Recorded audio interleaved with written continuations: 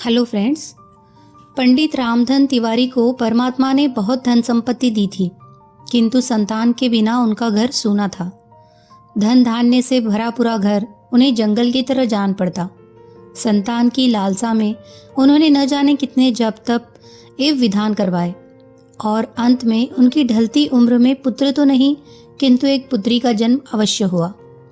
तिवारी जी ने खूब खुले हाथ से खर्च किया। सारे गांव को प्रीति भोज दिया गया। महीनों घर में ढोलक ठनकती रही। कन्या ही सही पर इसके जन्म से तिवारी ने के निसंतान होने का कलंक धुल गया। कन्या का रंग गोरा चिट्टा, आंखें बड़ी बड़ी, चौड़ा माथा और सुंदर सी नासिका थी। उसका नाम रखा गया सोना। सोना का लालन पालन बड़े प्यार से होने लगा।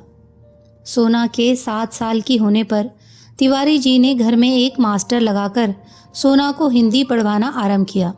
सोना ने थोड़े ही समय में रामायण महाभारत पढ़ना आरंभ कर दिया। ज़्यादा पढ़ाकर उन्हें सोना से कोई नौकरी तो करवानी नहीं थी, इसीलिए सोना का पढ़ना बंद करवा दिया गया। अब सोना 9 वर्ष की सुकुमार सुंदर बालिका थी। उसकी सुंदरता और सुकुमारता को देखकर गांव के लोग कहते, तिवारी जी, आपकी बेटी देहात के लायक नहीं है, इसका विवाह तो कहीं शहर में ही करना। सुनते हैं शहर में बड़ा आराम होता है। तिवारी जी की बहन जानकी का विवाह तो गांव में ही हुआ था, किंतु इधर कुछ समय से वह शहर में जाकर रहने लगी थी।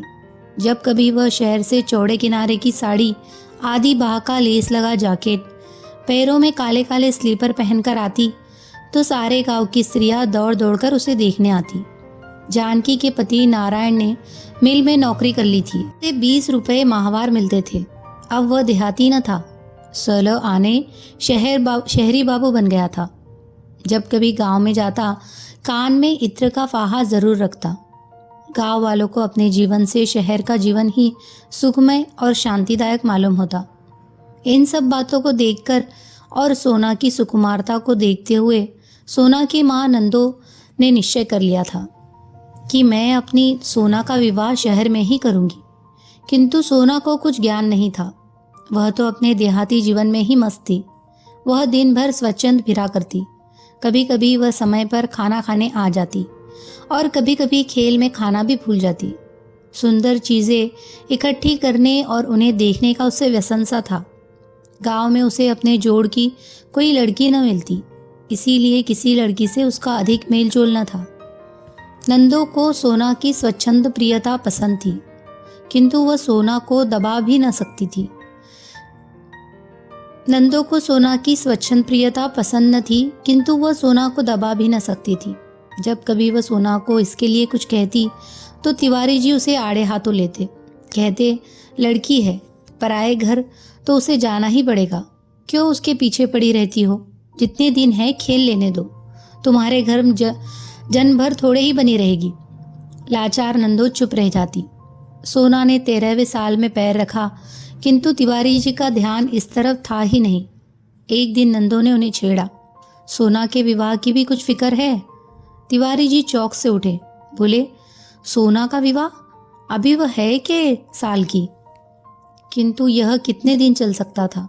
लड़की का विवाह तो करना ही पड़ता है। इधर सोना अभी भी नीरी बालिका ही थी। वह राजा रानी का खेल खेलती।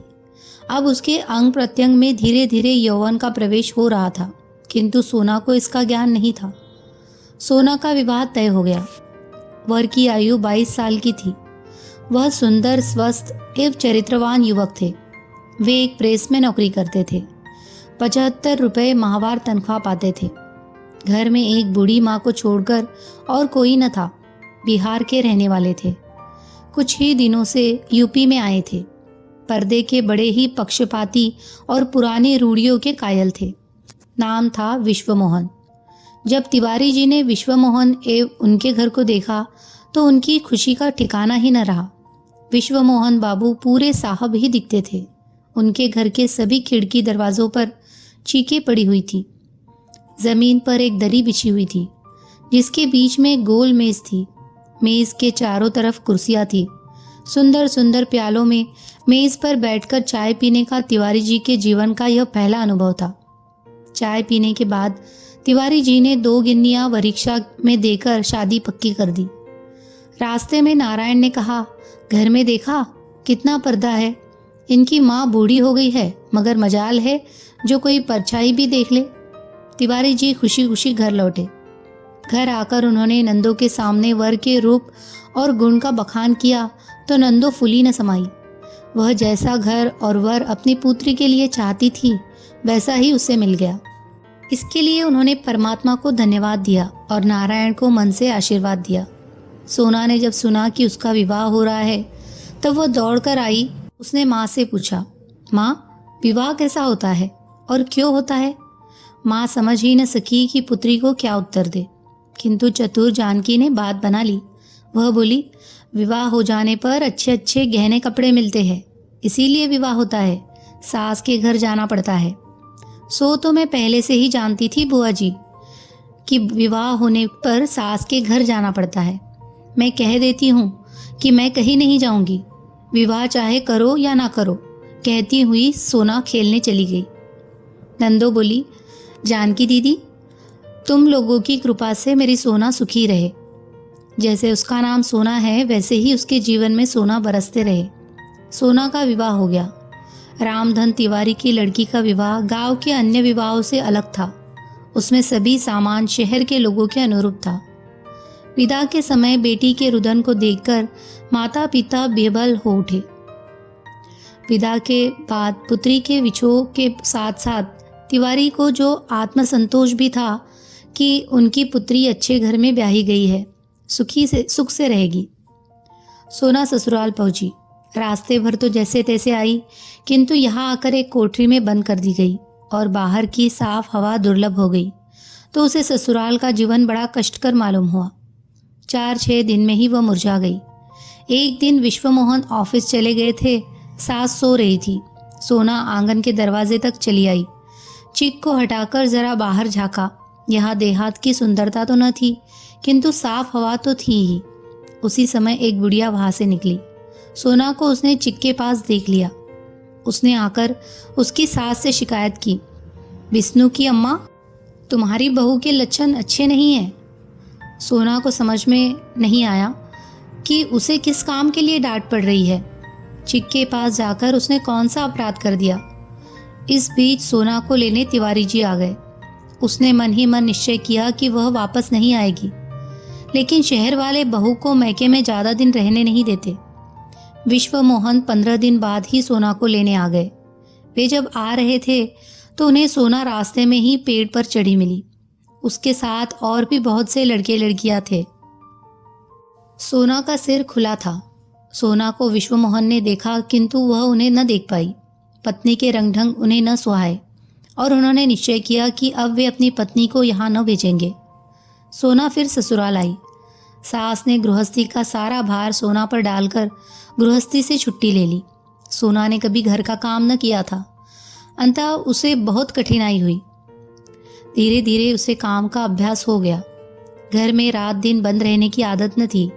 बाहर जाने के लिए उसका मन व्याकुल रहता। बाहर चना जोर गरम या अन्य आवाज सुनकर वह व्याकुल हो जाती।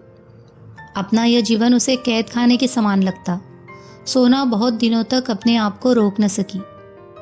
वह पति एवं सास की आग बचाकर गृह कार्य के पश्चात कभी खिड़की कभी दरवाजे के पास खड़ी होकर या जैसे मौका मिलता जाकर खड़ी हो जाती।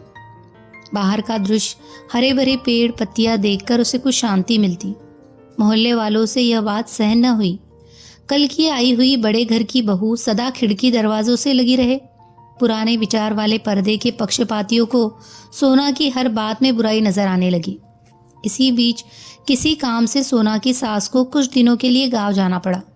अब पति के ऑफिस जाने के बाद वह स्वच्छंद हिरनी की तरह फिरा करती। कोई रोक टोक करने वाला तो था नहीं। कभी कभी वह चिक से बाहर भी चली जाया करती।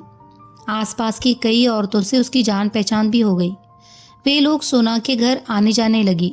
वे लोग जो सोना से घुल मिलकर घंटों बातें किया करते थे, बाहर जाकर उसके विषय में न जाने क्या क्या कहते। धीरे धीरे इन बातों की चर्चा विश्वमोहन के कानों में भी जा पहुंची। उन्होंने गांव से अपनी माँ को बुला भेजा। साथ ही सोना को भी समझा दिया कि वह संभल कर रहे। सास के आने पर सोना पर फिर पहरा बैठ गया।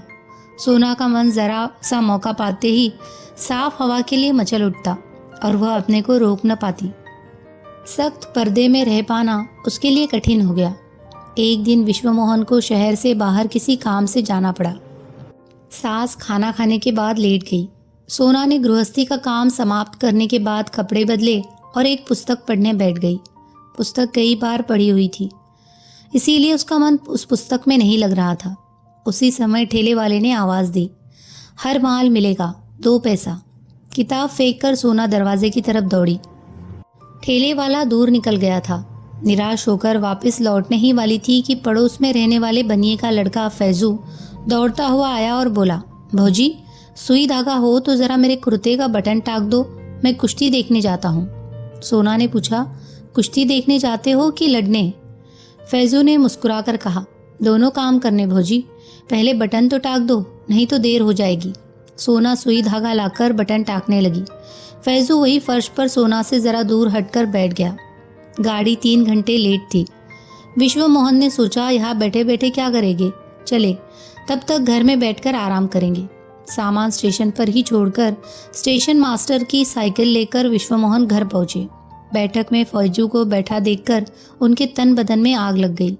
अपने गुस्से को पीकर चुपचाप अंदर आए, माता के पास आकर बैठ गए। सोना जो तो किसी प्रकार बटन टाक कर कुर्ता फैजू को देकर अंदर आई। उसने स्वप्न में भी न सोचा था कि जरा सी बात यहाँ तक बढ़ जाएगी।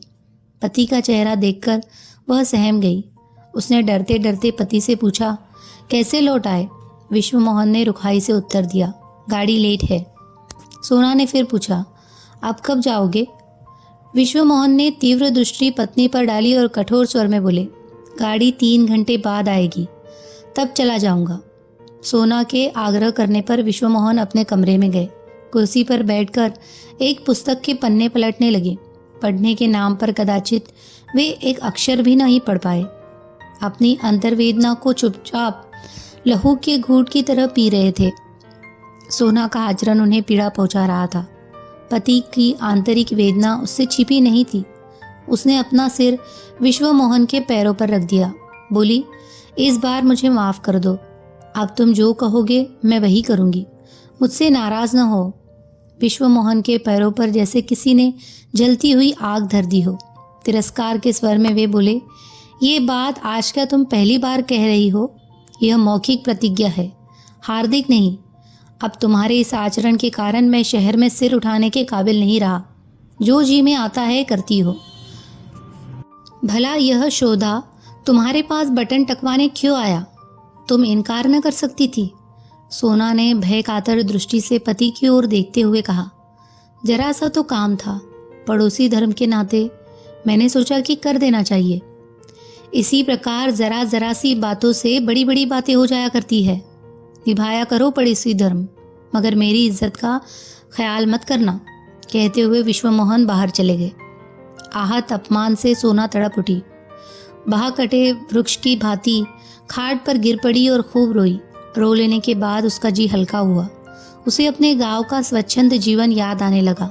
नदी पर गांव भर की बहू बेटियां एक साथ स्नान करने जाती थी और फिर एक साथ गाती हुई लौटती थी। कितना सुखमय जीवन था वह। चने के खेत में चने की नरम नरम पत्तियां खाया करते थे। वहाँ छीना झपटी भी हो जाया करती थी। अपने पड़ोसी कुंदन के लिए वो माँ से झगड़कर मिठाई भी ले जाती थी। क्रोशिये से एक सुंदर गोल बटुआ बनाकर उसने कुंदन को दिया था। कुंदन की भाभी नई नई ब्याह कर आई थी। वह भी उन लोगों के साथ स्नान करने जाती थी, साथ बैठकर झूला भी झूलती थी। फिर मैंने कौन सा ऐसा पाप कर डाला कि इन्हें शहर में सिर उठाने की जगह नहीं रही। यदि किसी का कुछ काम कर देना पाप है तो शायद यह पाप जाने अनजाने मुझसे होता ही रहेगा। मेरे कारण उन्हें पग पग पर लांछित होना पड़ेगा। तो मेरे इस जीवन का मूल्य ही क्या है? ऐसे जीवन से तो मर जाना ही अच्छा है। मैं घर के अंदर पर्दे में नहीं बैठ सकती, यही मेरा अपराध है ना। इसी कारण तो लोग मेरे आचरण में धब्बे लगाते हैं। मैं लोगों से अच्छी तरह बोलती हूँ, प्रेमपूर्ण व्यवहार करती हूँ, यही मुझ में बुराई है ना। आज उन्हें मुझ पर क्रोध आया। उन्होंने तिरस्कार के साथ मुझे झिड़क दिया। इसमें उनका कोई कसूर नहीं है। पत्थर के पाट पर भी रस्सी के रोज रोज घिसने से निशान पड़ जाते हैं। फिर वे तो देवतुल्य पुरुष हैं। उनका हृदय तो कोमल है, इन अपवादों का असर कैसे न पड़ता। रामचंद्र जी ने भी तो जरा सी ही बात पर गर्भवती सीता को वनवास दे दिया था, फिर ये तो साधारण मनुष्य ही है। इन्होंने तो जो कुछ कहा ठीक ही कहा, पर इसमें मेरा कौन सा दोष है। जब इन्हीं को मेरा आचरण ठीक नहीं लगता तो मैं जीकर क्या करूंगी। इसी प्रकार के अनेक संकल्प विकल्प सोना के मन में आए और चले गए। 3 दिन बाद विश्वमोहन लौटे। जाने से पहले उनमें और सोना में जो कुछ बातचीत हुई थी वे उसे प्रायः भूल से गए थे। सोना के लिए एक अच्छी सी साड़ी, स्लीपर और कुछ हेयर क्लिप्स लिए हुए ये घर आए, किंतु सामने ही चबूतरे पर उन्हें फैजू बैठा हुआ मिला। विश्वमोहन उसे देखते ही तिलमिला उठे। सारी बातें जो की त्यों ताज़ा हो गई। चेहरा फिर गंभीर हो गया। घर आकर वे सोना से एक बात भी न कर पाए। माँ से 1-2 बातें कर बिना भोजन किए ही ऑफिस चले गए। सोना से यह उपेक्षा सही न गई। पिछले 3 दिनों से वह खिड़की दरवाजे के पास भी न गई थी और उसने यह निश्चय कर लिया था कि अब वह कभी खिड़की दरवाजों के पास नहीं जाएगी। विश्वमोहन के व्यवहार ने उसे अधिक खिन्न कर दिया। अपने जीवन को समाप्त करने का उसे और कोई साधन न मिला। आंगन में लगे धतूरे के पेड़ से उसने 2-3 फल तोड़ लिए और उन्हें पीसकर पी गई। कुछ ही क्षण बाद सोना के हाथ पैर अकड़ने लगे। उसकी जबान ऐंठ गई और चेहरा काला पड़ गया। वह देख रही थी किंतु बोल नहीं सकती थी। इसी समय तिवारी जी सोना को विदा करवाने आ पहुंचे। सोना पिता को देखकर बहुत रोई। देखते ही देखते सोना के प्राण पखेरु उड़ गए। सोना सदा के लिए शांति की नींद सो गई। अपवाद की विषैली वायु उसे छू भी न सकती थी। घर भर में कोहराम मच गया। शाम 6 बजे विश्वमोहन जी ऑफिस से लौटे। घर में रोने की आवाज़ सुनकर उनका हृदय किसी अज्ञात आशंका से कांप उठा। घर आकर देखा कि तिवारी जी कन्या की लाश को गोद में लेकर दहाड़े मारकर रो रहे थे। इस बीच तिवारी जी कई बार कन्या को लेने आ चुके थे, किंतु विश्वमोहन ने विदा नहीं किया था। विश्वमोहन व तिवारी में कोई खास बातचीत न हुई। अंतिम संस्कार के बाद जब विश्वमोहन लौटे तो मेज पर उन्हें सोना का पत्र प्राप्त हुआ। मेरे देवता, मैं मर रही हूँ। मरने वाला झूठ नहीं बोला करता। आज तो अंतिम बार विश्वास कर लेना, मैं निर्दोष थी। मुझे लगता है या तो यह दुनिया मेरे लायक नहीं या मैं इस दुनिया के लायक नहीं। इस छल कपट से परिपूर्ण संसार में मुझे भेजकर विधाता ने उचित नहीं किया। आप मेरी एक कठिनाई नहीं समझ सके।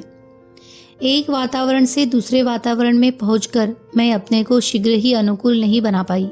अपने मरने का मुझे कोई अफसोस नहीं है।